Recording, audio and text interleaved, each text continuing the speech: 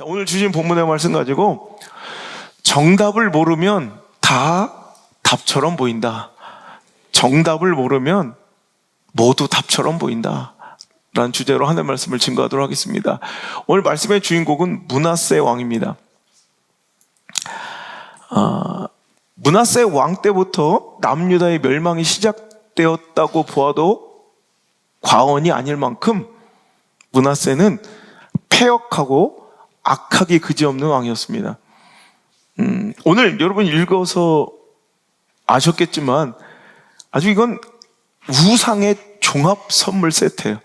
그러니까 아주 섬기고 숭배할 수 있는 온갖 우상 더러운 것들을 다 숭배하는데 거기다가 끔찍한 것은 이 우상들을 어디까지 드려놔요? 성전까지. 하나님이 거룩하게 그의 이름을 두리라, 또 하나님의 백성들을 만나주시리라 약속했던 그 거룩한 장소에 이 우상들을 가져다 쌓고 세우고 숭배하더라는 거예요. 여러분, 오늘 말씀을 읽는 가운데 그의 아버지가 누구였음을 알게 되었어요? 므낫세 왕의 아버지가 누구래요? 그 유명한 히스기야예요. 유다의 아주 선한 왕이라 일컬어졌던 믿음의 사람 히스기야의 아들이 어찌 이 모양 이 꼴이 되었을까요? 오늘 이 말씀을 한번 살펴보려고 해요. 여러분, 오늘 여기서 우리가 분명히 알아야 될 것은 신앙은 하나님과의 1대1의 문제예요. 개인의 문제예요. 이거는 우리 아버지가 목사니 장로니 이것도 필요 없어요. 내가 몇 대째 신앙이니, 혹은 어떤 사람들은요, 내가 어떤 큰 교회, 어떤 유명한 목사님, 교회를 다닌다, 이걸로 자기 신앙을 증명하고 뭔가 확신을 가져요. 절대 그런 일 없어요. 믿음은 무조건 하나님과의 1대1의 관계예요. 이렇게 믿음의 위대한 인물 히스기야에게도 이런 패역한 우상 숭배자 므낫세가 나올 수 있고요. 이 더럽고 추악한 므낫세 밑에 손주가, 여러분, 종교 개혁을 하고 성전을 다시 깨끗하게 재건했던 요시야 왕이 나올 수도 있는 거예요. 여러분, 모든 신앙은 하나님과의 1대1의 문제예요. 내 신앙의 연조가 몇 년이니, 내가 몇 대째 신앙이니, 내가 어느 교단 어느 교회를 다니니, 여러분, 내 직분이 무엇이니, 우리 아버지가 목사니 장로니, 이런 거 다 필요 없어요. 그래서 우리 자녀들은 예배 훈련과 교육을 받아야 돼요. 여러분, 예배는요, 여러분, 누구에게나 동일하게 하나님을 경배하는 예배는, 여러분, 의식이 깨있고 뭔가 내 의지가 있고 이런 소중한 가치를 알만한 그 나이부터 충분히 하나님께 훈련받아 드려져야 돼요. 여러분, 이거는 누구도 예외가 없어. 바깥에서 놀이한 것을 교회에 왔다 예배 드렸다 착각하면 안 돼요. 아이들 예배 훈련 시키셔야 돼요. 여러분, 나중에 아무리 땅을 치고 후회해봤자 소용없어요. 내가 아무리 몇 년 동안 애들을 데리고 교회를 출석했느냐, 이걸로 내 자녀들의 신앙 보증되지 않아요. 결국 내 자녀가 하나님 만나야 돼요. 예배 가운데 하나님 만나야 돼요. 여러분, 그러려면 오늘도 혹독하던 냉정해 보이던 자녀들 예배 훈련 시켜야 돼요. 여러분, 그것이 가장 큰 자녀 사랑하는 법이에요. 내가 아무리 교회에서 열심을 내고 아무리 열정적인 신앙으로 여러분 몇 년째 신앙생활을 하고 교회를 아무리 오래 다녔어도 하나님 못 만나면 여러분 나도 끝이고 내 자녀도 끝인 거예요. 오늘도 이 모습 속에서 어쩌다가 이 므낫세가 이 모양 이 꼴이 됐는가, 여러분 우상 숭배 끝판왕이 됐는가, 오늘 이것을 이해하려면 두 가지를 이해해야 될 것 같아요. 당시 므낫세 왕의 재위 시절에, 재임 시절에 국제정세, 그러니까 우리가 성경을 읽을 때 그 시대의 역사와 문화를 이해하지 않고는, 여러분, 성경이 되게 막연해 보일 때가 있지만 그 시대의 역사를 또 성경의 역사와 함께 더불어 진짜 진행되고 있는 일반 세계 역사를 이해하면 여러분 충분히 이제 공감이 되고 납득되는 부분들이 굉장히 많아요. 또 하나는 아버지 히스기야와의 관계일 거예요. 므낫세가 이렇게 되기까지 아버지 히스기야와 또 국제 정세가 어떻게 므낫세에게 영향을 미쳤는지, 자, 히스기야에 대해서 먼저 살펴봅시다. 자, 우리 성경 보면 열왕기야 18장 한번 볼게요. 히스기야는 어떤 사람이었습니까? 여러분, 히스기야 왕은요, 가장 대표적인 그의 인생, 그의 신앙을 한마디로 표현하면 여러분, 하나님 의지하는 거 1등, 하나님 의지하는 사람이었다는 거죠. 여러분 잘 아시겠죠? 한번 읽어볼게요. 자, 우리 5절 말씀 읽어볼게요. 시작. 히스기야가 이스라엘 하나님 여호와를 의지하였는데 그의 전후 유다 여러 왕 중에 그러한 자가 없었대요. 여러분, 하나님을 의지하기를 정말 가장 1등으로, 하나님 의지하는 거 1등, 전후에 이 정도로 하나님 의지하는 사람이 없었대요. 자, 7절에 시작. 여호와께서 그와 함께 하심에 그가 어디로 가든지 형통하였더라. 저가 아수르 왕을 배반하고 섬기지 아니하였대요. 자, 이 당시에 가장 강력했던 대제국이 바로 아시리아 제국이에요. 여러분, 지금으로 이해하자면 미국으로 보면 돼요. 시대를 제패했던, 물론 전 세계를 제패하지 못했지만, 자, 이스라엘 입장에서는 그 주변 정세에 완전히 모든 헤게모니를, 그 권력과 힘을 쥐고 있는 것은 아시리아 제국, 즉 아수르였어요. 근데 히스기야는 하나님을 의지하고 누구를 의지하지 않았대요? 아수르를 의지하지 않고 배반했다. 배반했다는 건 당시에 그 주변에 인근 모든 국가들은 아시리아한테 조공을 바치는 속국의 지위를 가졌어야 되는데, 오늘도 이 히스기야는 이 아수르 왕을 섬기지 않았어요. 배신했대. 자, 그런데 9절에 보니까 그때 아수르 왕의 이름이 살만에셀이라는 사람이에요. 이건 일반 역사, 세계 역사에서 동일해요. 자, 9절 시작. 히스기야 왕 제4년 곧 이스라엘의 왕 엘라의 아들 호세아 제7년에 아수르 왕 살만에셀이 사마리아로 올라와서 에워쌌고, 10절 3년 후에 그 성읍이 함락되니 곧 히스기야 왕의 제6년 이후 이스라엘 왕 제9년에 사마리아가 함락돼요. 여러분, 히스기야는 북이스라엘 왕조의 함락을 경험했던 왕이에요. 자, 이 당시는 이스라엘은, 그러니까 여러분 바이블 아카데미 꼭 들으세요. 바이블 아카데미를 들으면 이 설교가 이해가 되고, 이 성경 맥락을 모르면 여러분 교회를 몇십 년 되고 장로라고 일컬어진 사람도 이거 이해 못하고 하품만 나와요. 왜 그런지 알아요? 성경을 그냥 이해도 안 하고 읽는 거야. 여러분, 성경은 전설이 아니에요. 신화가 아니에요. 엄연한 역사예요. 시대 가운데 분명히 존재했던 실제 역사예요. 근데 이렇게 가르쳐 주지 않는 거예요. 그러니까 뭔가 세상의 지식과 성경의 지식이 완전히 분리돼요. 뭔가 우리는 뭔가 신화를 믿는 것 같아요. 아니, 역사 속에 그대로 나오는 이야기들이, 여러분, 오늘 성경의 이야기가 동일해요. 그러니까 여러분, 바이블 아카데미 꼭 들었어도 전 여러분을 믿습니다. 다 잊어버렸어요. 그걸 또 들으세요. 계속 들어서라도 계속 그것을 주입시키면 성경 이해가 굉장히 쉬워져요. 자, 이제 남유다와 북이스라엘로 갈라져 있는, 지금처럼 우리 남한과 북한으로 갈라져 있는 것처럼 히스기야 왕은 어디의 왕이에요? 남한이에요, 북한이에요? 남유다의 왕인데, 히스기야 제위 제6년에, 즉 북이스라엘 왕 마지막 왕 호세아 왕 제9년에 이제 아수르 제국에 의해서 북이스라엘은 완전히 멸망해요. 자, 그 멸망시킨 왕이 바로 살만에셀이에요. 자, 이때까지 이제 누가 봐도 대세는 아수르 제국이라 이제 여기에 조공을 바치고 엎드려야 돼. 근데 히스기야는 이 아수르 제국을 섬기지 않아요. 그런데 이제 문제는 이 살만에셀 다음에 아수르 이 제국의 가장 위대한 왕이라고, 그들의 연대기 역사서들에 보면 가장 최강의 지위를 누렸던, 자, 3대 왕이 나와요. 사네립, 유명하죠? 사네립. 그 아들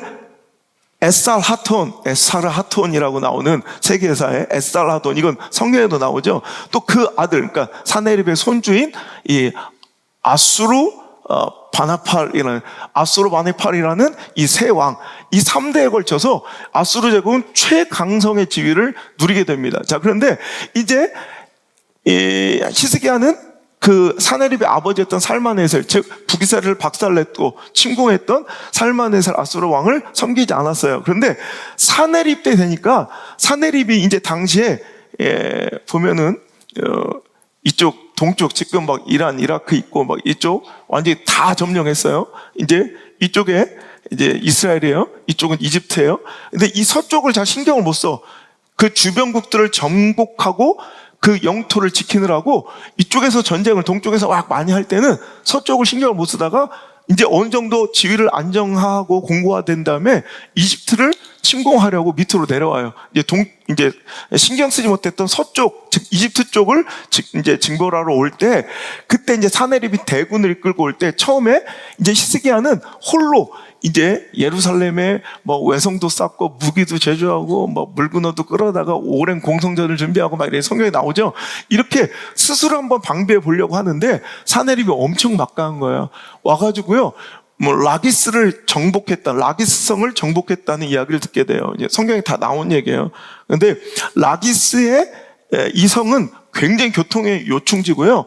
이제 그 라기스를 함락당하면 예루살렘을 아무리 버티고 있어도 이제 그 지역의 패권을 빼앗기게 되는 이런 현상이, 이 역사서에 보면 성경에 나오지 않는데 그때 이미 남유다의 46개 성을 사네립이 박살냈다는 기록이 있어요.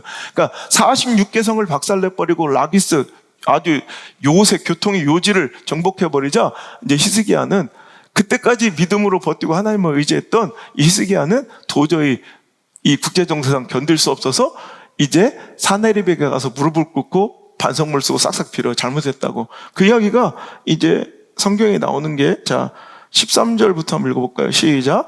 히스기야 왕 제14년에 아수르 왕 사네립이 올라와서 유다 모든 견고한 성도를 쳐서 점령. 여기서 역사에 자기들 비문에 있어요. 자기들 연대기에 보면 이때 46개 성을 박살냈다는 기록이 있어요. 성경에는 안 나오지만. 자 14절 시작. 유다의 왕 히스기야가 라기스로 라기스 성이 정복된 거예요. 이건 굉장히 중요한 이제 요충지였는데 이게 정복되자 도저히 안 되겠다고 생각한 그가 라기스 가서 반성문 쓰는 거예요. 자 시작. 아수르 왕에게 이르되 내가 범죄했나이다. 나를 떠나 돌아가소서.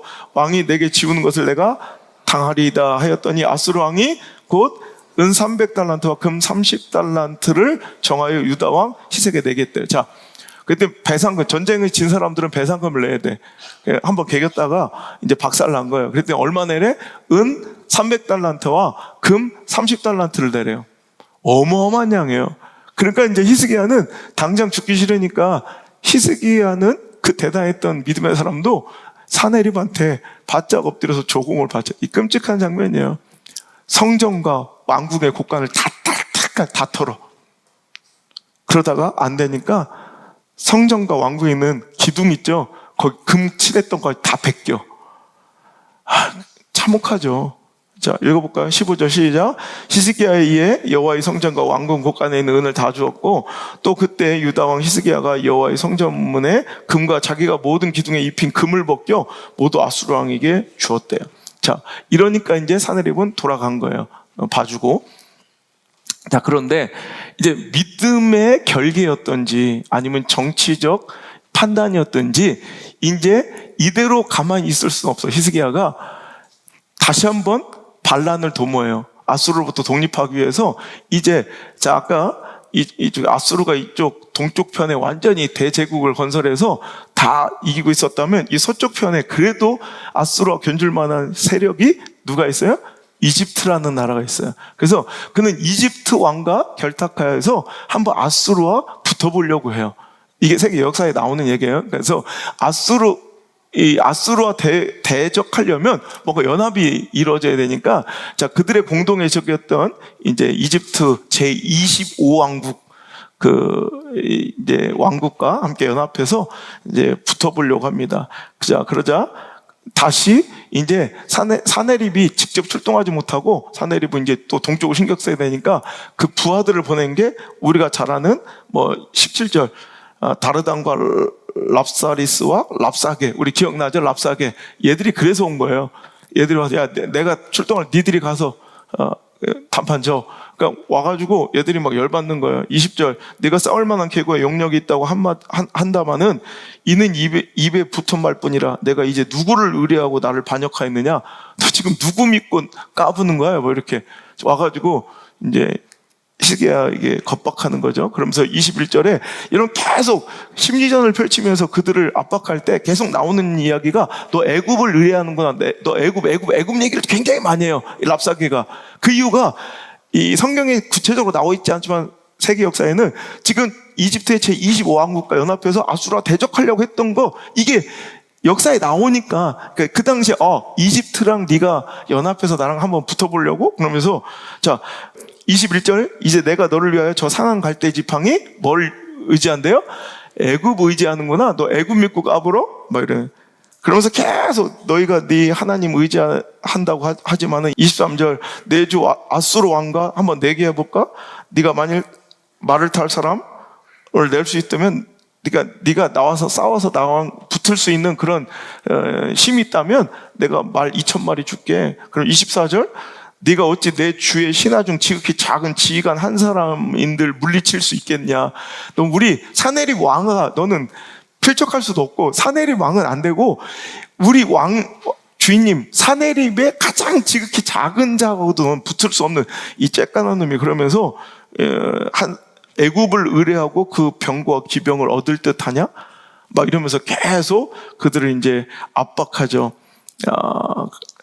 그럴 때 이제 그들 히스기야는 그래도 애굽 왕이 자기를 와서 도와줄 거라고 믿었어요. 근데 자 19장 넘어올게. 이제 이사의 충고가 막 이어지고요.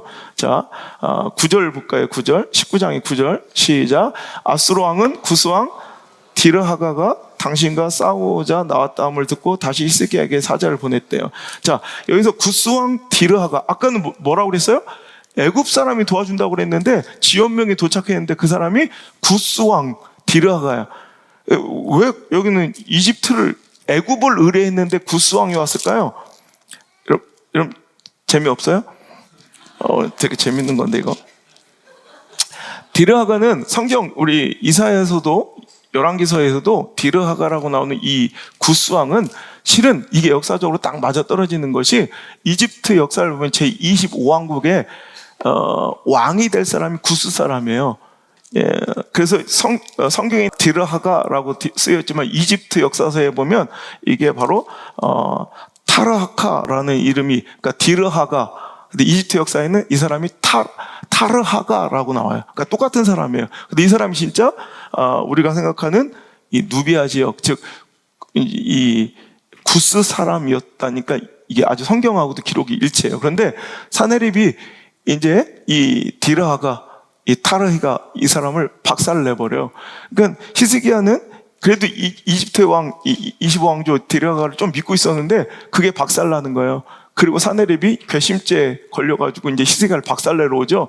그러니까 이제 그때 했던 것이 이제 여호와의 성전에 그의 협박 편지를 펴놓고 울부짖는 모습이 여기서 나오는 거예요. 14절 시작. 히스기야가 사자의 손에서 편지를 받아보고 여호와의 성전에 올라가서 히스기야가 그 편지를 여호와 앞에 펴놓고 그 앞에 히스기야가 기도하여 이르되 어떻게 진행되는지 알겠죠? 그러니까 오늘 치열한 각축전이에요. 오늘도 이 국제정세 속에서 히스기야는 살아남기 위해서 애를 쓰는 거야. 그래서 이게 대안인 것 같았다가 또 박살이 나고 이제 이렇게 해보려고 또 박살이 나고 그러자 이제 이사야 선지자의 말씀이 그에게 선포될 때 하나님을 의뢰하고 하나님만 의지해라. 그러면 하나님께서 너를 보호해 주시고 너를 도와주실 거고 그 무서운 사내립이 지금 나한테 칼날을 들고 목전까지 왔는데 어떻게 할까요? 걱정하지 마. 네가 하나님을 의뢰하고 의지하면 사내립은 너를 치지 못하고 돌아가서 그의 사람들에게 죽을 거야 이렇게 예언을 해요. 그 진짜 역사적 미스테리인데 왜 갑자기 역사의 기록이 없는데 갑자기 사내립이 그냥 치면 끝나는 유다를 두고 왜 돌이켜 고국으로 돌아가는지 역사의 기록은 없는데 기이한 현상이니까 성경에는 그 천사가 도와서 막 이렇게 나오지만 그는 갑자기 그는 군대를 돌려서 사내립은 고국으로 돌아가고 거기서 진짜 자기 아들들한테 죽임을 당해요. 그럴 때 막내 아들 이제 사내립이 가장 사랑하고 좋아했던 막내 아들 에살하톤이 이제 와서 그 형님들 자기 아버지를 배반하고 죽인 형님들 죽이고 자기가 이제 왕이 되는. 그래서 사내립 다음이 에살하돈, 성경에 나오는 에살하돈. 세계 역사에는 이제 에사르 하톤이라고 나오는 이 왕이, 아수르 왕이 이제 세워지게 되는 거예요. 자, 이런 상황 속에서 이제 20장이 바로 그리고 나서 스트레스를 많이 받았나 봐. 그 내 생각이에요. 히스기야가 병에 걸려서 안 걸린 것 같아, 아무래도. 이 마음 충분히 이해가 돼. 막 머리털 다 빠지고 막 그럴 때가 있거든. 그러니까 죽을 병에 걸린 거야. 그때 이사야가 기도해서 다시 하나님의 말씀을 전할 때 15년 더 살게 한다. 그래서 15년을 연장받은 그 3년째 낳은 아들이 바로 이제 이 므낫세 왕인 거예요. 근데 여러분 아시거든요? 15년에. 그래서 그가 12살 때 왕이 되었대요. 그러니까 그가 아버지가 15년에 그 왕이 마지막 그 왕위에 3년짜리 태어나서 12살의 어린 나이에 왕이 된 거죠. 그때 마지막 우리가 알고 있지만 그 15년은 히스기야의 어떤 삶이었어요? 교만의 시기와 일치하는 거예요. 그래서 그가 이제 그렇게 살아나고 두국강병을 이룰 때 하나님의 은혜를 잃어버리고 교만해져서 이제 사신들에게 자기 국간과 모든 무기고를 다 보여주고 왕궁의 모든 자기 세력과 능력을 보여주지 않은 것, 자랑하지 않은 것이 없었다. 막 이럴 때 태어난. 자, 이런 볼 때 이때 당시에 아수르를 배반한다는 건요, 지금 미국과 적지고 살아가는 북한을 생각하면 딱 이해가 될 거예요. 이 국제정세 속에서 가장 강력한 제국 아수르와 연합하지 않고 그에 속하지 않는다는 것은 여러분 신앙적인 결계 있고 믿음 있고 이것이 하나님을 의지하는 행위처럼 보이지만 시대적으로는 힘들었을까요? 안 힘들었을까요? 겁나 힘들었죠. 사회적. 여러분 그때 당시에 선지자였던 이사야와 미가 선지자의 기록들을 보면 그때 당시는 사회가 혼란했고 경제적으로 굉장히 어려웠다는 것을 볼 수가 있어요. 자, 이런 시대적 배경 속에서 므낫세가 왕이 된 거예요. 자, 그러면 오늘도 이 왕국을 크게 일으키고 다시 재건하고 싶어. 그러면 어떻게 하고 싶을까요? 다시 시대의 대세인 아버지는 반 아수르 정책이었다면 므낫세는 친 아수르 정책을 펼친 거예요. 그래서 아수르한테 완전히, 그래서 아까 사네립 아버지 히스기야는 사네립 때 사람이고 그 밑에 에살하돈과 므낫세는 같은 시대 사람인데 또 이제 에살하돈 다음에 이 아술 바니팔이라는 이 그 에살하돈의 아들까지 이제 함께 이제 그 시대를 살아가는데 이제 이때 에살하돈은 어마어마한 강력한 힘을 가지고 동서를 완전히 다 장악을 해버릴 때, 자 이제 므낫세는 이들한테 바짝 엎드려. 그러니까 우리도 열왕기서 역대서 있잖아요. 우리 이스라엘의 유다 왕들의 다윗 왕의 역사 계보가 나오는 것처럼 세계 다른 왕들도 있을까 없을까요? 있죠. 우리나라도 하다못해 조선 왕조 그 실록이 있는데, 그죠? 그래서 보면 이 아시리아 제국에도 이런 연대기가 있어요. 그래서 에살하돈 연대기, 그러니까 에살하톤 연대기, 아슈르 바니팔 연대기라는 그들의 왕들의 이야기 기록을 보면 므낫세가 나와요. 므낫세가 나의 참 충직한 종. 므낫세가 이번에도 엄청나게 많은 조공을 가져와서 내 발에 입을 맞추었다. 뭐 이런 기록들이 있어요. 그러니까 완전히 이제 므낫세는 당시의 시대적 대세였던 이제 아수르한테 완전히 부복해서 그의 종으로 이제 살았던 거예요. 자, 이제 이해가 되시죠? 자, 이제 신앙생활 하다 보면 히스기야처럼 하나님 말씀을 잘 지키고 시대의 대세와 유행을 따르지 않고 살아간다는 거, 실은 그것이 즐거운 일만은 아닐 수 있다는 거예요.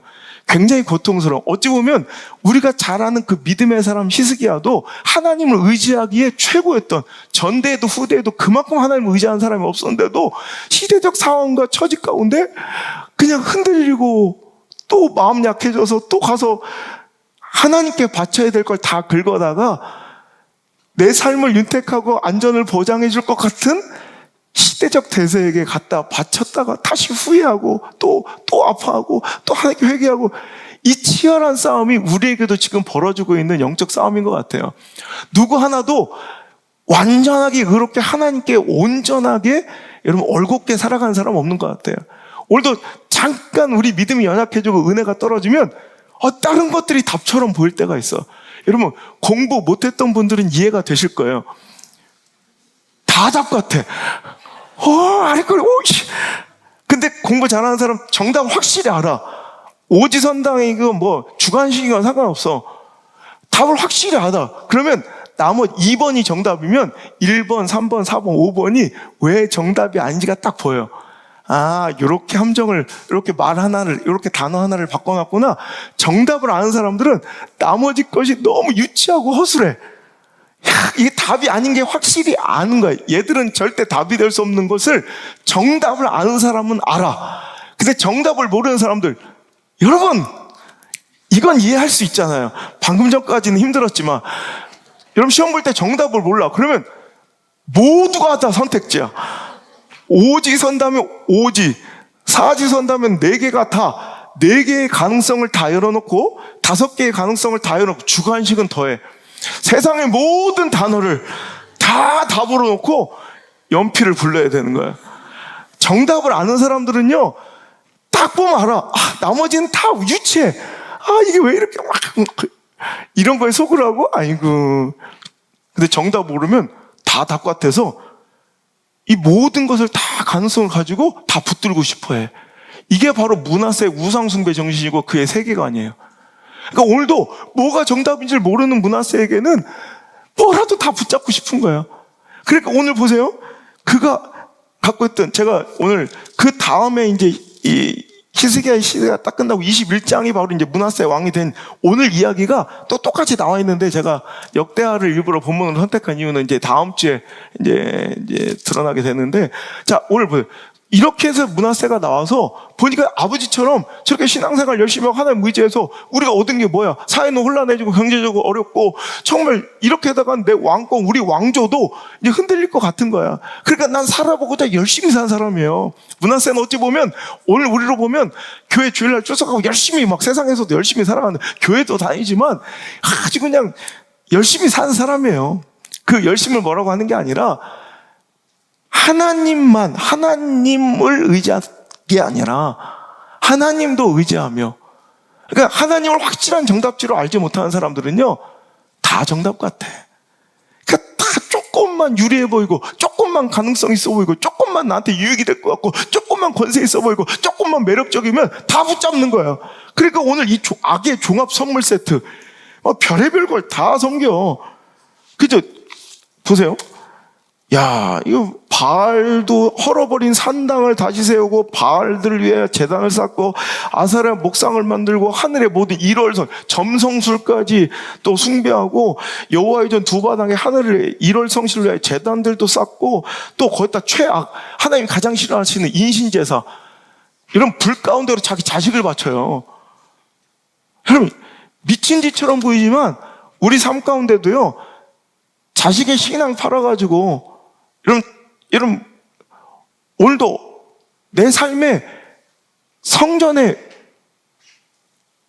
모든 기물들과 그 금을 벗겨서라도 꼭 걷다 투자하고 거기를 의지하면 내 삶이 잘 되고 윤택해질 것 같은, 내 시간을 깨서라도 하나님께 바쳐야 될 시간을 긁어 깨고 내 자녀들에게 더 집중해야 될 하나님의 시선을 끊어버리고 그러고서 내가 붙잡고 싶은, 여러분, 우리 삶의 일월성신과 바알과 아세라가 이런 얼마나 많은지 몰라요. 그게 내 자녀의 인생과 신앙을 내 삶이 모델이고 표대가 되어 헛된 것을 의지하고 살아가고 험하고 헛헛한 인생을 살게 하는 줄도 모르고, 마치 불 속에 내 아들들을 던지는 것처럼 오늘도 내 자녀들에게 험하고 헛된 것을 가르치면서도, 여러분, 오늘도 그것이 내가 가족을 위한 길이고 내 인생을 행복하고 진짜 성공으로 이끌 것 같은 착각 속에 살아가는 그런 허망한 인생들이 얼마나 많냐는 거예요.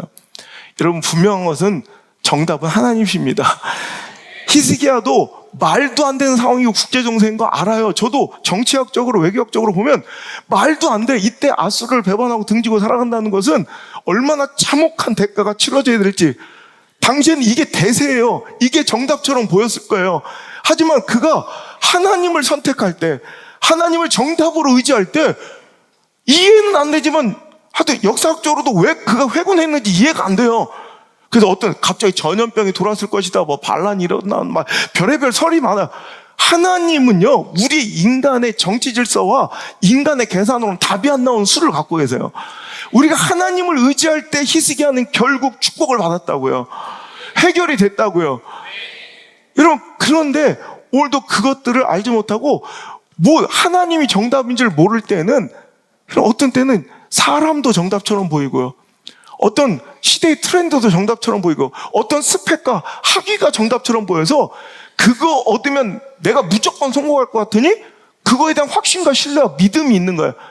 그 학벌에 대한 믿음, 그 물질에 대한 믿음, 그 사람에 대한 믿음. 그러니까 하나님 것을 우습게 여기고 하나님의 시간을 빼서라도 마치 성전에 일월성신을 세우고 우상의 제단들을 세우고 하나님의 그 모든 기명과 기물들과 기둥들의 그 금을 벗겨서라도 그에게 바쳐서 내 삶을 영위해보고자 했던 그의 헛된 시도처럼, 오늘도 여러분, 하나님을 우습게 여기면서 하나님 것을 갉아서라도 하나님께 바쳐져야 되고 하나님께 드려야 될 시간과 내 정성과 에너지와 열정과 관심과 내 시선까지 다 긁어서라도 거기에 바치면 살 것 같아. 근데 그때마다 돌아온 건 엄청난 아픔과 후회뿐이에요. 결국 하나님 앞에 모든 걸 내려놓고 엎드려 기도할 때 문제는 해결되었다는 거예요. 여러분, 우리의 불신은요, 하나님에 대한 불신, 이 하나님이 정답인 줄 모르는 사람들, 이 불신은 결국 불안이 돼요. 여러분, 불신은 불안이 돼서 그냥 조금만 뭐 있어 보이면 다 잡고 싶은 거야. 마치 정답을 몰라 모든 것이 답처럼 보이는 사람처럼 어떤 때는 그 쾌락이, 관계가, 술이, 여러분 그 뭐 투자가, 도박이, 이게 정답처럼, 담배가, 여러분 이게 마약이, 여러분 이런 게 정답처럼 보인다니까. 그 학위가, 그 대학이, 암만 몸부림 쳐봐라. 하나님을 모르고, 여러분 하나님을 모르고 아무리 몸부림 쳐라. 여기 성도들 가운데도 그런 사람 많아요. 여러분, 내 자식 새끼를 많이 흰놈의 골짜기에 불 가운데 던지는 것처럼 너 예배 안 드려도 되니까 그 학원 가. 그 학위만 따면 될 것 같아요? 내 친구들 서울대 내가 24명 갔다고 그랬잖아요. 이제 절반은 백수의 절반. 여러분, 시대가 호락호락하지 않아요. 여러분, 하나님께 붙들리면 무엇을 붙잡아도 승리하지만 하나님께 붙들리지 않으면 당신이 무엇을 붙잡아도 패배합니다. 여러분, 이걸 꼭 기억하시길 바라고요. 하나님이 정답인 인생, 그런 인생을 내가 살아가길 바라고, 그리고 하나님을 정답을 알아 다른 것들이 다 헛되이 보이는, 우습게 보이는, 이런 시대가 감당할 수 없는 하나님이 세우시는 종, 하나님께서 붙드시는, 하나님께서 승리를 보장하시는 그런 멋진 인생들이 여러분 자녀라고 간증할 수 있는 그런 인생 되시길 주 여러분 축원합니다. 이런 사내립 의지해봐요. 에사라돈 의지해봐요. 아슈르바니팔 한번 의지해봐요. 여러분, 종처럼 그 발 앞에 무릎 꿇고, 여러분 그를 주인으로 섬기니까 하나님 것이 우스워 보여요. 여러분, 이게 감히 뭐 말이나 됐겠습니까? 그런데 여러분, 그것들을 주인처럼 섬기고 그것이 커 보이면, 여러분 나는 아니라고 얘기할지라도 하나님이 우스워 보여요. 예, 내가 언제 그랬냐 입으로 표현하지 않을 때라도 이 목사가 딱 보면 하나님의 것을 무시하는 게 보여요. 교회가 우습게 보이고, 맡긴 직분이 우습게 보이고, 주의 종이 우습게 보이고, 말씀이 우습게 보이는 사람도 있어요. 딱 보면 보여요. 제 주인이 바뀌었구나. 그럼 이제 하나님이 하세요. 박살내세요. 가장 소중하고 아끼는 것부터 박살내세요. 오늘도 유일한 길은 하나님을 정답으로 다시 붙드는 길밖에 없어요. 오늘도 그 역사가 일어나길 주님 축원합니다. 여러분, 예수가 답입니다. 여러분, 우리 삶에 수많은 만 가지 문제가 있을지라도, 100가지 문제, 1000가지 문제가 있을지라도 그 100문의 1답, 1000문의 1답, 10,000문의 1답은 예수 그리스도밖에 없습니다. 예수가 답이다. 예수가 답이다. 여러분, 이걸 외치는 진짜 인생 되시기를 간절히 바라요. 여러분, 그래서 하나님은 언제나 옳으신 분이에요. 여러분, 내가 생각할 때는 이런 상황 속에서 이런 어처구니 없는 명령을 내리시고, 이런 현실 속에서 하나님이 현실 감각 없는 말씀을 주시는 것 같고요, 국제 정서를 모르는 말씀을 주시는 것 같아요. 하지만 하나님은 언제나 옳으세요. 윤석열 대통령이 이번에 강서구청장 보건소에서 박살나니까 이제 모든 것을 막 해서 이제 소통하려고 하고, 왜? 아무리 자기 주관과 가치관이 옳고 자기 정치 신념이 옳아도 국민이 싫다 하면 그건 끝나는 거예요. 그러니까 그랬잖아요. 국민은 무조건 옳습니다. 국민이 옳은 거예요. 왜? 여러분, 우리나라 대한민국 헌법 제1조 1항이 뭐예요? 대한민국은 민주공화국이다. 1조 2항이 뭐예요? 대한민국의 주권은 국민에게 있으면 모든 권력은 국민으로부터 나온다. 그러니까 주권이 어디 있냐는 거예요. 우리 대한민국 민주공화국이라 오늘도 그 주권이 어디서 행사되고 모든 권력은 힘은 어디서 나오는 거예요? 국민에게 나오는 거예요.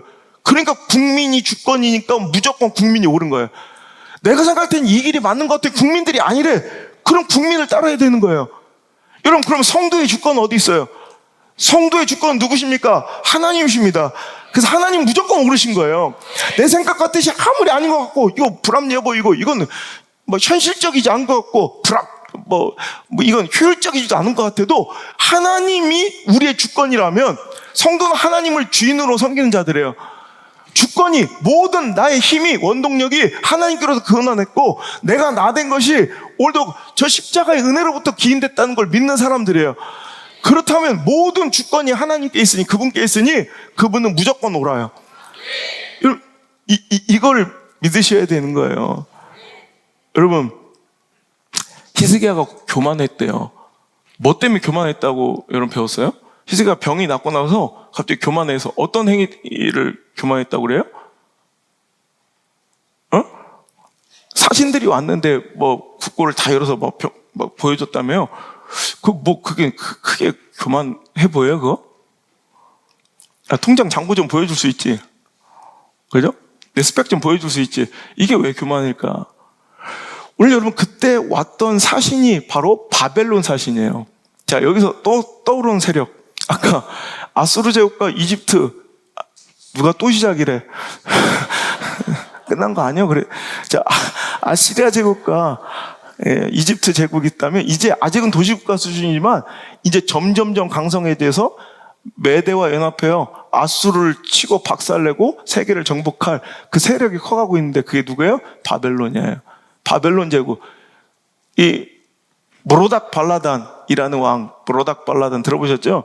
그 왕이 이제 히스기야가 병들었다는 얘기를 듣고 보낸 거죠. 20장 다시 히스기야 이야기로 한번, 열왕기하 20장 자 12절 한번 볼게요. 12절 시작. 그때 발라단의 아들 바벨론의 왕 브로닥 발라단이 히스기야가 병들었다 함을 듣고 편지와 예물을 그에게 보낸지라. 히스기야가 사자들의 말을 듣고 자기 보물고의 금은과 향품과 보배로운 기름과 그의 군기고와 창고의 모든 것을 다 사자들에게 보였는데, 왕궁과 그의 나라 안에 있는 모든 것 중에서 히스기야가 그에게 보이지 아니한 것이 없더라. 자, 이게 교만이래요. 이게 왜 교만일까 우리는 잘 알지 못하는데, 오늘 이 히스기야가 병들었다함을 듣고 찾아온 왕이 어느 나라 왕이라고요? 바벨론 왕. 이제 아수르를 대적할 수 있는 새로운 대안은 바벨론밖에 없다고. 지금도 미국을 대적할 수 있는 건 이제 중국밖에 없잖아요. 그죠? 그러니까 이제 우리도 왜 정권이 바뀌면서 왔다 갔다 하잖아요. 그러니까 친중 정권처럼 오늘도 이제는 아수르를 대적할 수 있는 새로운 힘, 바벨론과 연합하려고. 바벨론대 입장에서도 어찌됐든 사내립을 물리친 거의 그 인근의 유일한 왕이에요. 히스기야가 자기하고는 적대 관계가 있는 아수르 제국인데, 아수르를 어찌됐든 뭐 기이한 역사로 사내립이 들어가죠. 죽어버렸잖아요. 진짜 사내립의 공격에도 진짜 버텨낸 히스기야의 그 전술이나 뭐 이런 게 궁금했을 거예요. 그러니까 이제 갑자기 저 되게 멀리 떨어져 있는 바벨론 제국이 히스기야의 왕 병든 걸 뭘 병문안을 오겠어요. 이거는 그냥 단순한 병문안이 아니라 이제 화친 정책이고 이제 둘이 연합 정책이에요. 자, 오늘 보세요. 아수르를 시대의 대세인 아수르를 배반하고 아수르를 의지하지 않는 것도 여러분 이게 믿음이지만, 그렇다고 아수르를 배반한다고 애굽을 의지하는 것도 교만이고요. 바벨론을 의지하는 것도 교만이에요.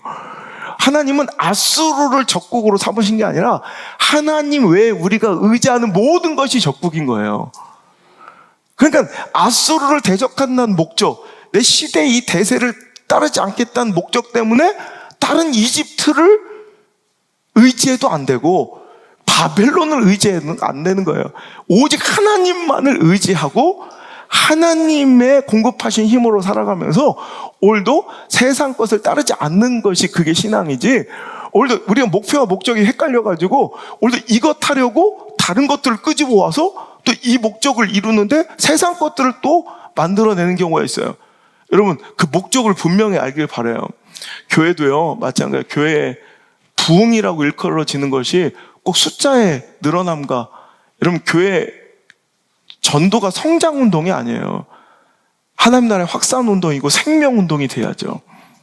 근데 자꾸 교회가 전도를 통해서 뭔가 성장하려고 해.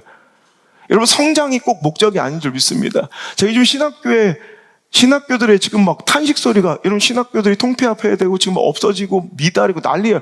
옛날에는 의대 나온 대학원생들도 떨어졌던 총신대나 장신대 같은 경우, 감리교, 지금 다 미달에 다 미달. 지금 총신대가 한 번도 역대 미달됐던 적이 없는데 총신대가 이번에 미달됐어요. 미달이 속출해. 왜? 이제 목회자에 대한 헛된 매력을 잃어버린 거죠, 이제. 자, 그러니까 이제 그 학생들을 유치하기 위해서, 얼마 전에 제가 어떤 신학교 강의를 갔더니 신학생이라는 애들이 예배 똑바로 안 드려. 내가 가만히 있겠어요? 욕을 한 두어 바가지 해줬지. 그랬더니 총장님이 달려나와 하는 얘기가, 목사 큰일 난대. 절대 그러면 안 된대. 얘들 학교 나간대. 그래서 자기는 레포트도 안 내고 F도 안 준대, 교수들이. 혼내는 건커녕 레포트도 안 내고 F도 안 주는 게 요즘 정책이래. 왜? 숙제다. 열받아, 안 할래. 그리고 학교 나갈까봐. F 맞았다고 짜증났다고 학교 나갈까봐. 그래서 제가 그랬어요. 신학교가 뭐 하는 곳인지에 대한 본질과 목적을 한번 회복했으면 좋겠습니다. 주의 종으로 부름받은 분명한 소명, 콜링, 하나님의 부르심을 입은 자들이 주의 종의 역할을 감당하기 위해 여러 가지 신학적 소양과 인격적 소양과 그 사명감, 그것을 지지해주고 그걸 후원해주기 위해서 신학교가 세운 거예요. 그걸 가르쳐주시고 준비시키는 과정이죠. 그런데 이제는 신학교의 본질의 목적이 다 퇴색되고 신학교의 경영과 존립이 목적이야. 그러니까 사명 없는 애들도 막 불러서, 이 신학교도 가보면 이 앞에 보면 약간 이렇게 눈빛이 내가 비정상인지 모르겠어요. 그들하고는 일단 결이 안 맞아. 아니, 고매함과 우월함은 아니어도 존경과 권위는 아니어도 정상은 돼야지. 정상도 아닌 사람들이 와서 목사님네 하고 있다는 거예요. 신학교 가서. 이러면 되겠습니까? 그죠? 그러니까 본질만, 목적만 확실히 알면 돼. 여기가 뭐 하는 곳인지. 근데 교회도 마찬가지예요. 교회 존립을 위해서. 이런 목사 월급 주려고 교회가 존립돼야 돼요? 그러니까 할 말 못하고 가르칠 걸 못 가르치고 그냥 그 성장을 위해서 온갖 세상의 시스템과 프로그램을 의지한다? 이것도 신앙이 아니에요. 교회가 아무리 부흥하고 있어도, 성장하고 있어도. 교회 진짜 부흥은 순결이에요, 순결. 야, 저 교회는 진짜 아무것도 없어. 저 하나님만 의지해. 하나님만 예배해. 그게 멋진 거지. 그 교회 가니까, 어떤 유명한 어떤 목사의 카리스마 리더십, 또 어떤 프로그램과 시스템에, 그냥 신비로움, 이러면 되겠어요? 제가 지난주에 인터뷰할 때 그랬어요. 우리 교회는 와보시면 알겠지만, 지난번에도 교회 성장연구에서 오셨다가 2주 만에 짐 싸고 가셨는데, 자기들의 연구 범위를 벗어난 교회라고. 어찌 이렇게 아무것도 없어도 아무것도 없냐고. 진짜 뭐가 아무것도 없대. 그러니까 교인들을 약간 유착관계로 묶어놓을 만한 어떤 이렇게 장치들이 있대요. 막 빨리 교패도 빨리 붙여주고 막 또 어떤 조직들도 만들어서 막 이렇게 하고. 여기는 아무것도 없대. 근데 딱 하나만 있대. 오직 예배만 있고 은혜만 있네요. 그러니까 오직, 여러분, 그것만으로도 진짜 우리 교회는 그거 하는데요. 그것도 예배, 하나님 은혜를 안 주셔서 문 닫아야 되면 문 닫으면 되죠. 여러분, 저 걱정하지 마세요. 저 얼마나 나가서 잘 살 수 있어요? 문 닫으면 그 소명으로 알고 딴 데 가면 되지. 여러분, 교회를 여러분 그러니까 제가 지난 금요 갈망도 오신 분도 아시겠지만, 우리 교회 들려보러 왔대. 교회를 고르려고. 오지 말라고 했어요, 우리 교회. 우리 교회 좋은 게 아닙니다. 딴 교회 가서 그랬다고. 여러분, 교회가 꼭 많이 사람들 몰려들어야 좋은 교회예요. 순결해야죠, 진짜. 예배밖에 없어. 이게 순결해요. 진짜 은혜밖에 없어. 하나님밖에 없어. 어떤 시스템이, 프로그램이 드러나고 자랑되는 교회가 어떤 사람과 인맥과 정치력과 조직력이 드러나는 교회가 아니라 그냥 하나님과 은혜만, 그 순결함이 저는 지켜졌으면 좋겠어요. 거기까지 그 하나님만 의지해서 우리가 누릴 수 있는 것까지만 누리면 되는 거예요. 그죠? 오늘도 그런데 그 모든 것들이 지금 뭔가 이 본말 전도 되어가지고 정말 주객전도 되어가지고 이상한 시대 가운데 우리가 빠져 있다는 거예요. 오늘도 여러분 히스기야의 교만, 여러분 그 교만이 무엇인지 이해가 되시죠? 그 교만, 이제는 아수르 아니니 이집트도 이제 아닌 것 같으니 이제 바벨론을 한번 붙잡아 볼까? 뭐 이런 상황, 이게 교만이래요. 이게 교만. 그런 가운데 므낫세가 이 혼란함 속에서 이제 왕 12살의 어린 나이에 왕이 올랐고, 그는 나름대로 이제 잘 한번 해보고자, 우리나라를 한번 잘 지켜보고자 뭐 거북문투하며 열심히 살다가 이것저것 다 끌어다 두는 거예요. 그가, 여러분 오늘 우리가 읽은 본문의 말씀 보니까 그가 뭘 그렇게 섬기고 신임했다고 기록되어 있죠? 6절 한번 읽어볼게요. 흰놈의 아들 골짜기에서 그의 아들들을 불 가운데로 지나가게 하며 또 점치며 사술과 요술을 행하며 신접한 자와 박수를 신임하여 여호와 보시기에 악을 많이 행하여 여호와를 진노하게 하였대요. 여러분 제가 역사서에 보니까 이 당시에 이제 므낫세 당시에 사내립 뒤를 이은 에살핫돈 그 왕이 그렇게 점치는 걸 좋아했대요. 그래서 에살핫돈 연대기에 보면 그는 전쟁에 나갈 때도 항상 자기 점쟁이들을 꼭 같이 데리고 다녔대요. 그래서 그 점쟁이들의 점에 의해서 어떤 전투를 하고 행하고 그랬대요. 그러니까 오늘 므낫세 입장에서는 자기가 그렇게 경배하고 가서 발에 입을 맞출 정도로 자기의 인생을 책임져줄 거라고 생각했던 이 에살핫돈 강력한 지위의 이 왕이 점을 쳐. 그러니까 그도 점치는 자를 신임하고 그것이 자기 인생을 성공과 축복으로 이끌어줄 거라고 착각하더라는 거예요. 보세요. 정답 모르면 맨날 이렇게 허접한 거.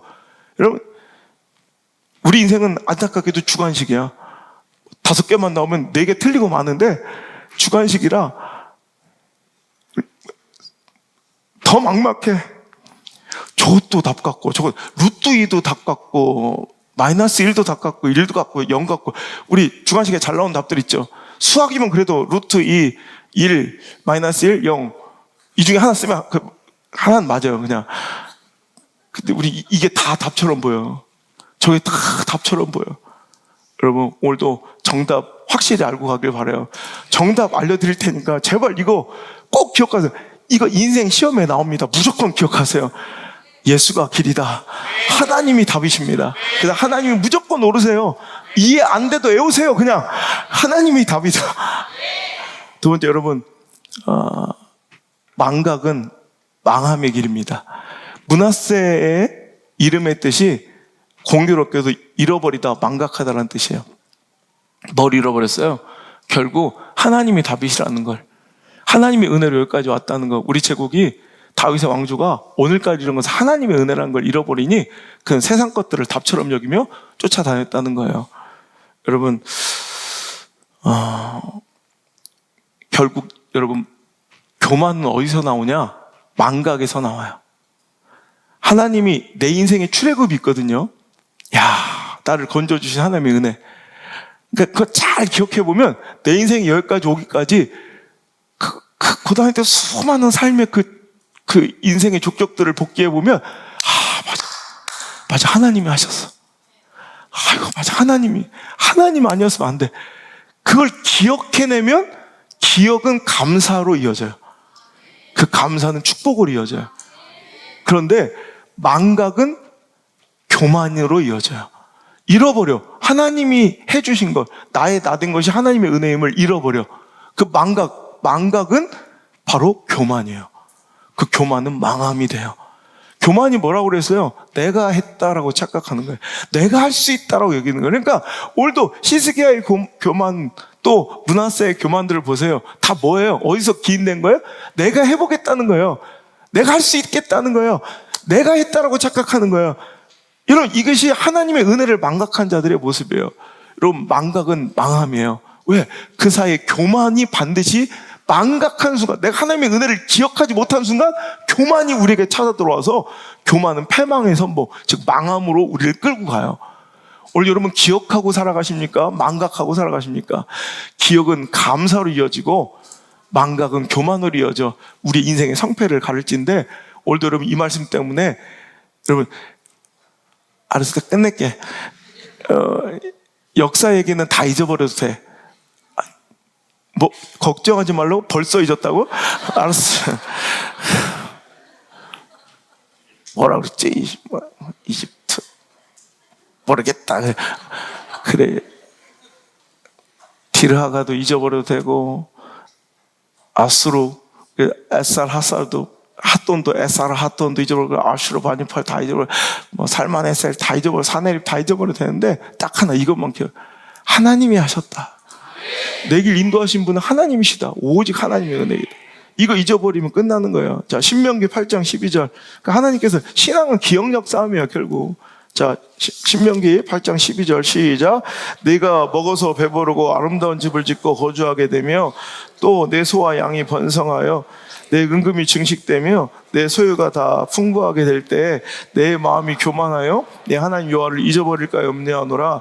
여호와는 너를 애굽 땅 종되었던 집에서 이끌어내시고 너를 인도하여 그 광대하고 위험한 광야 곧 불뱀과 정갈이 있고 물이 없는 건조한 땅을 지나가게 하셨으며, 또 너를 위하여 단단한 반석에서 물을 내셨으며 내 조상들을 알지 못하던 만나를 광야에서 내게 먹이셨나니 이는 다 너를 낮추시며 너를 시험하사 마침내 내게 복을 주려 하심이었느니라. 그러나 네가 마음에 이르기를 내 능력과 내 손의 힘으로 내가 이 재물을 얻었다 말할 것이라. 우리의 본질, 이게 악함이에요. 참 우리 그렇지 않아요? 광야 같은 인생길에서 하나님 살려만 주시면, 제발 살려만 주시면 했다가도 살만해지면 또 지 고집 오만함과 지 소견에 오른 대로 살아갔던 우리들의 모습은 아니냐는 거예요. 갖가지 문제를 가지고 와서 또 엎드렸다가도 이렇게 뭔가 풀어주고 대해주면 당연히 된 것처럼, 내가 한 것처럼. 우리 학교도 그래요. 교회도 그렇고 보면은 문제를 가득 갖고 왔다가도 뭔가 이렇게 애들이 회복되고 막 변화되면 그건 당연히 되는 거라고 생각해. 그러다 좀 뭔가 부족함만 있으면 또 원망하고 불평해. 그게 망하는 인생의 그 자자손손 망할 수밖에 없는 그 가정들이 인생들의 공통된 특징이에요. 여러분 생각해 보세요. 내가 나 된 것이 누구의 은혜인지, 내 인생의 출애굽을 생각해 보세요. 정말 내가 이렇게 살 수가 없어. 지금 이 자리에 있을 수가 없어. 하나님의 은혜였습니다. 근데 어느 날 등 따숩고 배불러지면 하나님은 아신 거, 우리 악함을. 에휴, 내 손으로 했고 내 힘으로 얻었다. 너희들 그럴 거지? 제발 그러지 말라고 안타깝게 소리치시는 하나님의 말씀을 들으시길 바라요. 그 전에 하나님 또 뭐라고 하시냐면 신명기 8장 10절 11절. 자, 그 말씀 하시기 바로 전에 이렇게 말씀하셔서 시작. 네가 먹어서 배부르고 내 하나님 여호와께 옥토를 내게 주셨으므로 말미암아 그를 찬송하리라. 네가 오늘 내게 명하는 여호와의 명령과 법도와 규례를 지키지 아니하고 내 하나님 여호와를 잊어버리지 않도록 삼가할지어다. 망각하지 말라는 거. 하나님 잊어버리지 말고 영원히 하나님을 뭐 하래요? 찬송하래요. 찬송, 감사해요. 여러분, 감사는 기억할 때만 나오는 건데 망각, 잃어버리면 교만이 나와서 내가 했다 착각하며 스스로 망해간다는 거예요. 사울도 왜 망했어요? 사울 왕도 여러분 하나님이 세우셔서 하나님이 그 왕좌에 앉히신 거예요. 근데 그 왕권이 강화되고 뭔가 누리는 것이 많아지다 보면 내가 이 자리를 누리고 이 권력을 누리는 그 내 모든 이 왕권, 권력의 원천이 사람인 줄 아는 거예요.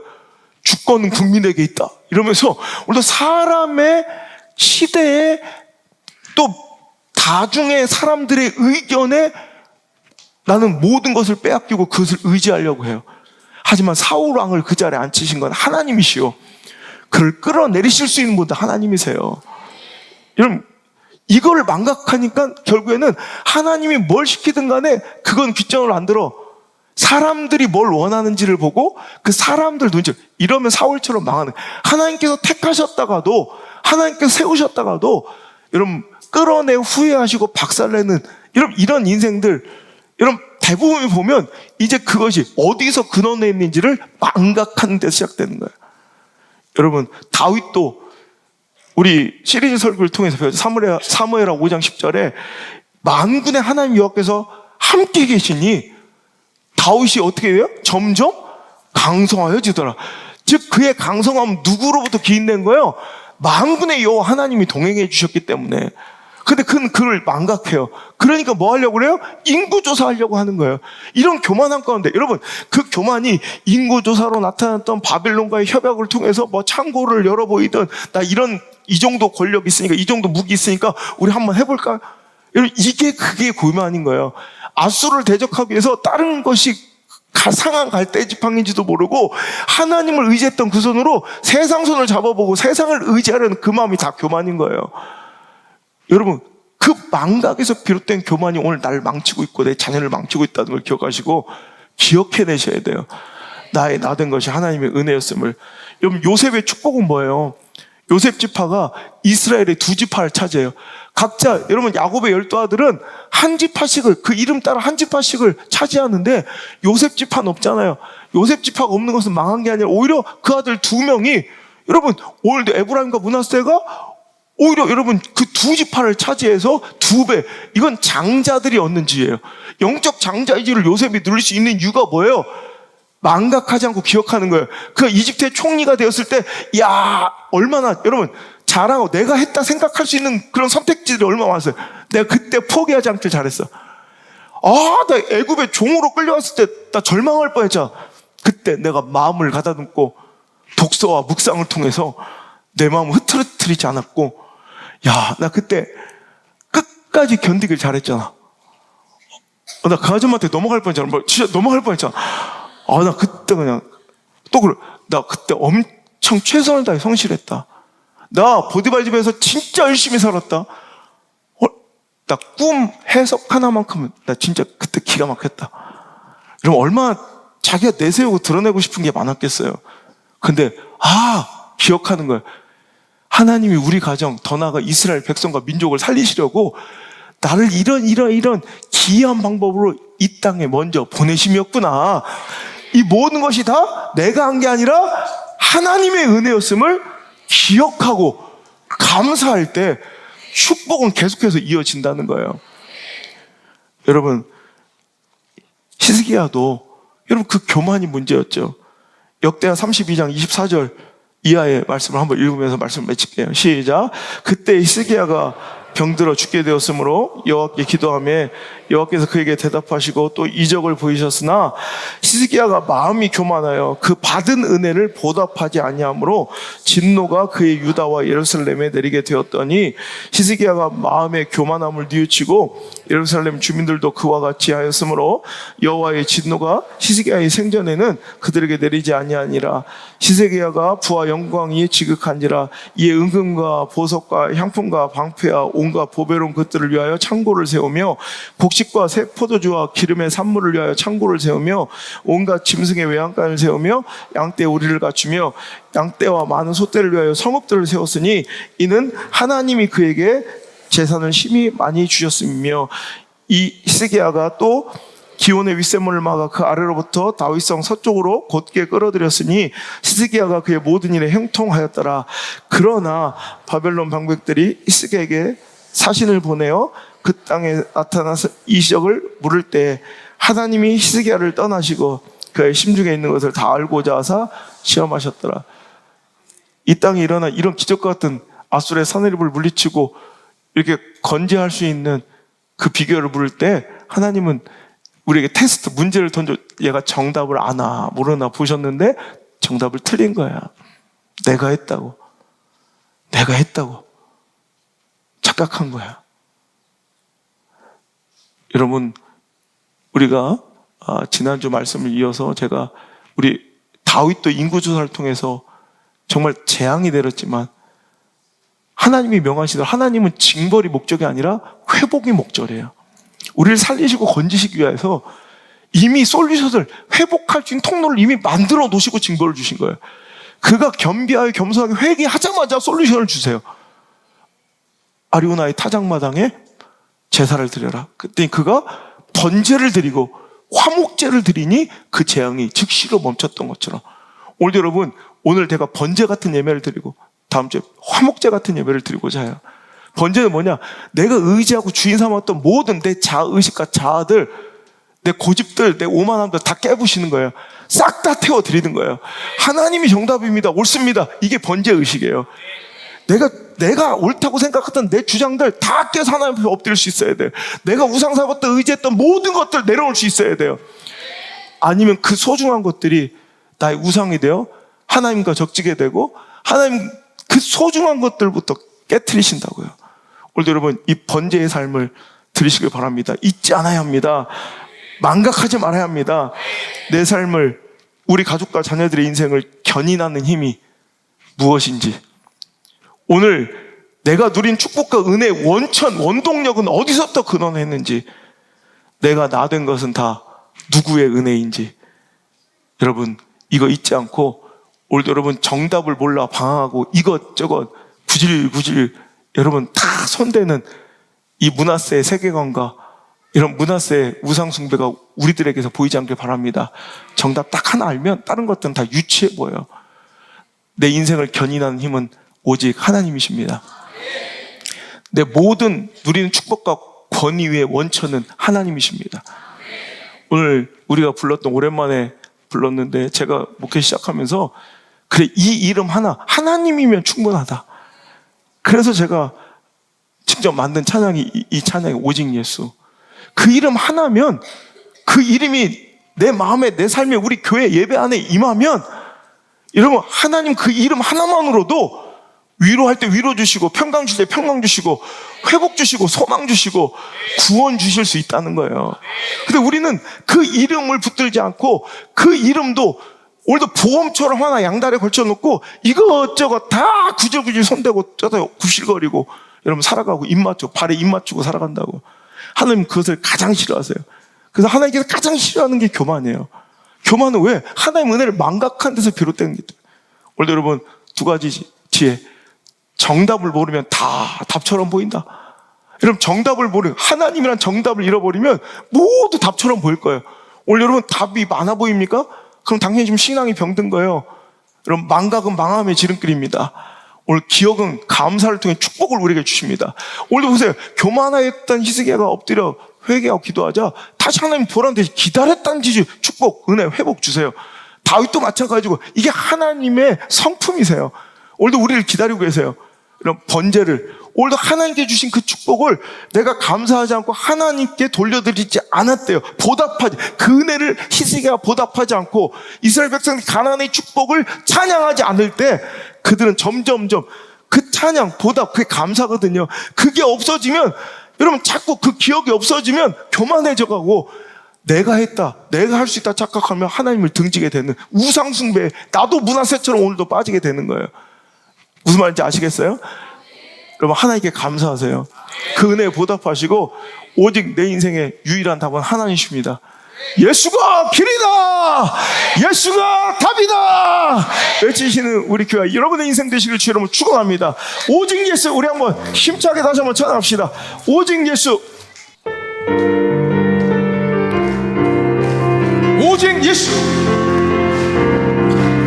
오직 예수, 오직 예수, 오직 예수, 오직 예수, 오직 주님의 이름만이 내 맘에,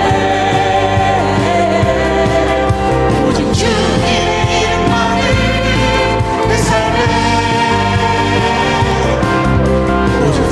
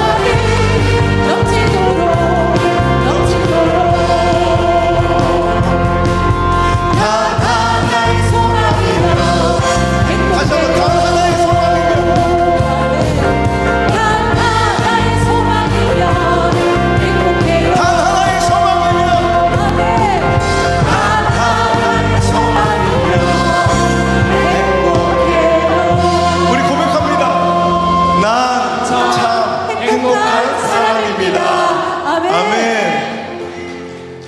주 나의 모습 보네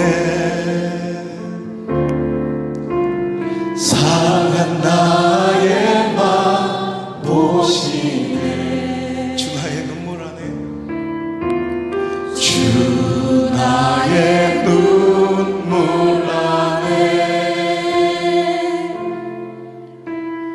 홀로 울던 맘 아시네 다시 한번 주 나의 모습 보내. 주 나의 모습 보네 상한 나의 맘 보시네 주 나의 눈물 안에 홀로 울던 맘 아시네 세상 소망 다 사라져가고 주의 사랑은 끝이 없으니 살아가는 이 모든 순간이 주의 힘을 나는 다시 한번 주 나의 모습 보내. 주 나의 모습 보네 상한 나의 맘 보시네 주님 나의 눈물 하십니다. 주 나의 눈물 안에 홀로 울던 맘 아시네 세상 소망 다 사라져도 세상 소망 다 나를 향하신 그분의 사랑은 끝이 없으십니다. 주의 사랑은 끝이 없으니 살아가는 이 모든 순간 우리는 기억해야 합니다. 오직 그분의 은혜임을. 주의 힘을 나는 믿 세상 소망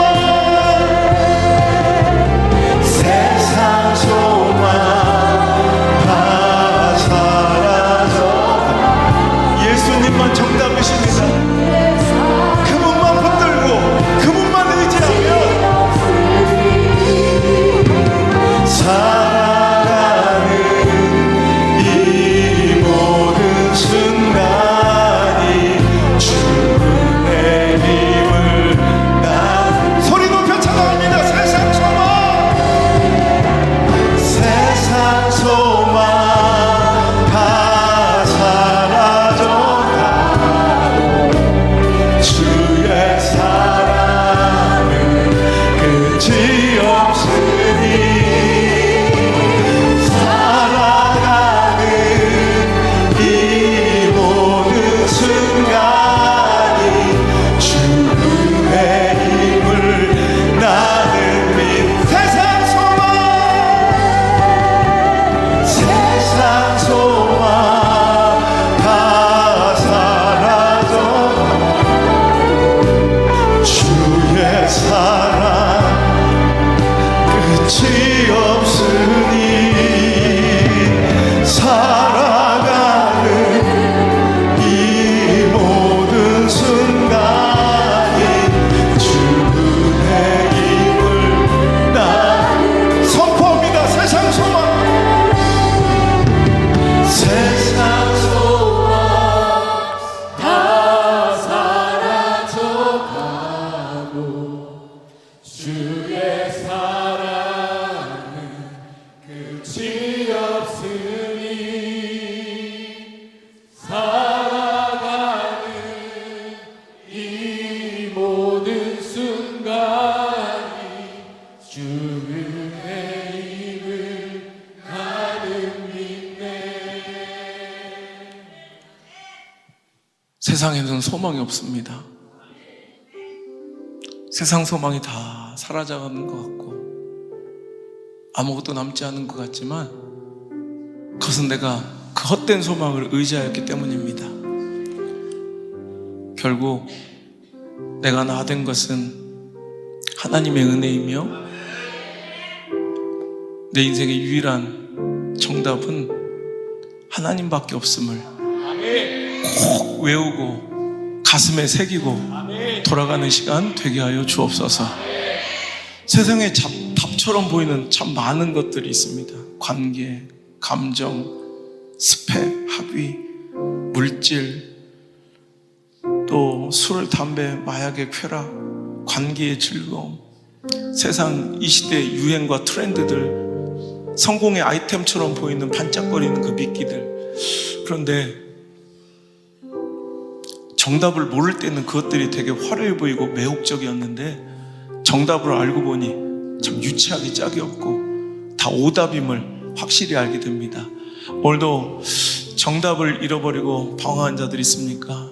주님, 정답을 모르니 다 답같이 보이고 정답을 잃어버리니 모두 답처럼 보이는 그 허망한 인생에서 빠져나오게 하시고 오직 예수가 길이다, 하나님이 답이심을 선포하며 나가는 믿음의 종들 되게 하여 주옵소서.